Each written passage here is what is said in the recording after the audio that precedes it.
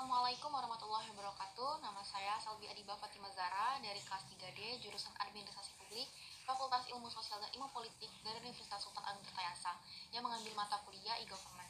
Saya di sini akan menjelaskan tentang perbedaan e-government dan e-governance, serta saya akan menganalisis tentang website atau perusahaan dari pemerintahan Indonesia. Saya di sini akan menjelaskan tentang perbedaan electronic government dan electronic governance. Yang pertama yaitu electronic governance atau e-governance, merupakan wujud dari e-governance tata kelola pemerintahan yang dijalankan oleh pemerintah pusat dan daerah dalam melakukan pelayanan publik ke masyarakat oleh pemerintah pusat dan daerah dalam melakukan pelayanan publik ke masyarakat dengan berbasis teknologi. E-government dengan menekankan hubungan antara pemerintah masyarakat dan swasta berbasis teknologi informasi. Electronic governance muncul sebagai wujud dari adanya e-government. E-governance merupakan bentuk tata kelola terhadap implementasi e-government. Terdapat buah hal yang ditekankan dalam e-governance, yaitu hukum, peraturan, regulasi untuk mendukung jalannya e-government dan pengetahuan masyarakat akan manfaat e-governance. Kedua yaitu electronic government atau e-government, merupakan penggunaan perangkat komunikasi teknologi serta komputer dan internet untuk memberikan layanan publik kepada warga dan orang lain di suatu negara atau wilayah tersebut. E-government menawarkan peluang baru untuk akses warga negara yang lebih langsung dan nyaman ke pemerintah dan untuk penyedia layanan pemerintah secara langsung kepada warga negara. Istilah ini terdiri dari interaksi digital antara warga negara dengan pemerintahnya, antara pemerintah dengan lembaga pemerintah lainnya, antara pemerintah dan warga negara, antara pemerintah dan pegawai, dan antara pemerintah dan bisnis atau komersial. Model penyampaian e-government dapat dibagi menjadi beberapa kategori berikut, yaitu interaksi ini terdiri dari komunikasi warga negara dengan semua tingkat pemerintah kota, negara, provinsi, nasional, dan internasional, memfasilitasi keterlibatan warga negara dalam pemerintahan dengan menggunakan teknologi informasi dan komunikasi seperti komputer dan situs web dan rekayasa ulang proses bisnis. Di sini saya mengambil PT Bank Negara Indonesia atau Bank BNI. Sebelumnya saya akan membacakan profil terlebih dahulu. Bank Negara Indonesia atau Bank BNI didirikan pada tanggal 5 Juli 1946. BNI merupakan bank BUMN pertama yang menjadi perusahaan publik setelah mencatat sahamnya di Bursa Efek Jakarta dan Bursa Efek Surabaya pada tahun 1996. Saat ini 60% saham BNI dimiliki oleh pemerintah Republik Indonesia, sedangkan 40% sisanya dimiliki oleh masyarakat, baik individu maupun institusi, domestik dan asing. BNI kini tercatat sebagai bank nasional terbesar keempat di Indonesia. Dilihat dari total aset, total kredit maupun total dana dari pihak ketiga, dalam memberikan layanan finansial secara terpadu, BNI didukung oleh sejumlah perusahaan anaknya, yakni seperti Bank BNI Syariah, BNI Multifinance, BNI Sekuritas, BNI Life Insurance, dan BNI Remittance. BNI menawarkan layanan penyimpanan dana maupun fasilitas pinjam baik dari segmen koperasi, menengah maupun kecil. Beberapa produk dan layanan terbaik telah disesuaikan dengan kebutuhan nasabah sejak kecil, remaja, dewasa, hingga pensiun.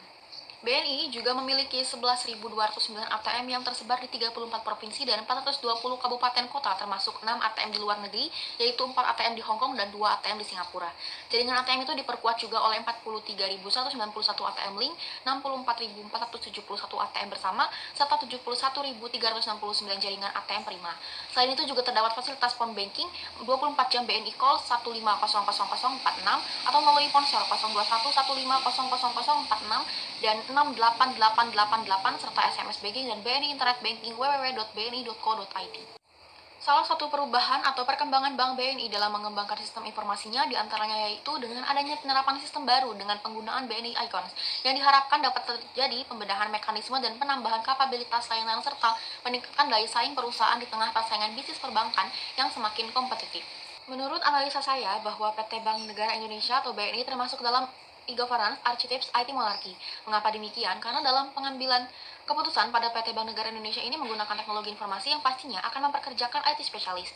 Tujuan PT Bank Negara Indonesia itu menerapkan teknologi informasi seperti internet banking, aplikasi mobile banking, dan lain sebagainya untuk dapat memudahkan dan memuaskan nasabah melalui layanan yang terbaik. Yang pertama yaitu IT Principles, keputusan untuk mendownload aplikasi mobile banking yang bernama BNI Mobile Banking atau bisa juga dengan internet banking dengan mengakses website https://ibanking.bni.co.id.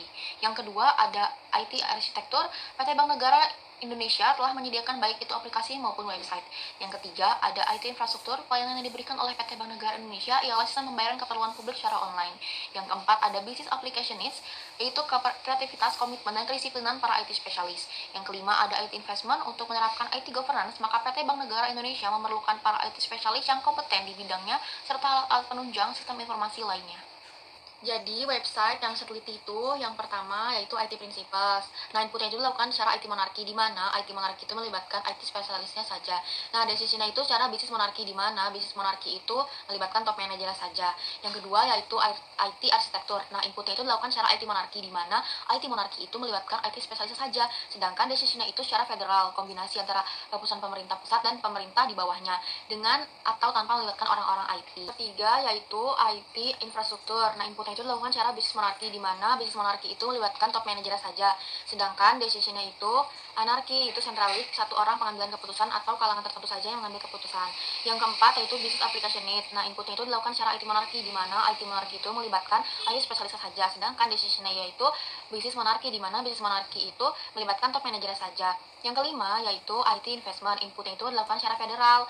Nah, itu kombinasi antara keputusan pemerintah pusat dengan pemerintah di bawahnya dengan atau tanpa melibatkan orang-orang IT. Sedangkan decisionnya yaitu bisnis monarki di mana bisnis monarki itu melibatkan top manajernya saja.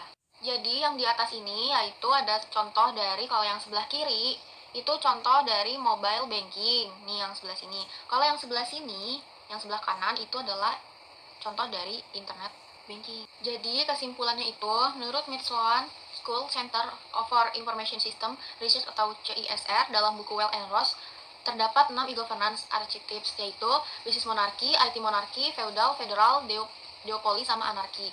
Nah, PT Bank Negara Indonesia itu termasuk governance archetypes yaitu IT monarki seperti itu. Cukup sekian yang dapat bisa saya sampaikan. Kurang lebihnya mohon maaf. Wassalamualaikum warahmatullahi wabarakatuh.